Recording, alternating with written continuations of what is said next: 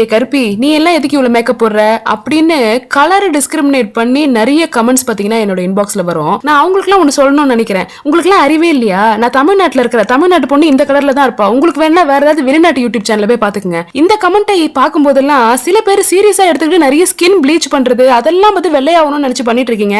அதெல்லாம் ரொம்பவே தப்புங்க. ரொம்ப ஹார்ம்ஃபுல் உங்க ஸ்கின்னுக்கு. நீங்க எந்த ஸ்கின் கலரா இருந்தாலும் அதை க்ளோயிங்கா ஹெல்த்தியா எப்படி வச்சுக்கணும்னு நான் சொல்றேன். அதுக்கு இந்த ஒரு ப்ராடக்ட் போதும், NYB ஓட ப்ரோ ஸ்ட்ரோப் கிரீம். இப்போ ஃபர்ஸ்ட் நீங்க பாக்குறது கோல்டு சஃபயர், நல்ல ஒரு கோல்டிஷ் க்ளோ உங்களுக்கு கொடுக்கும்.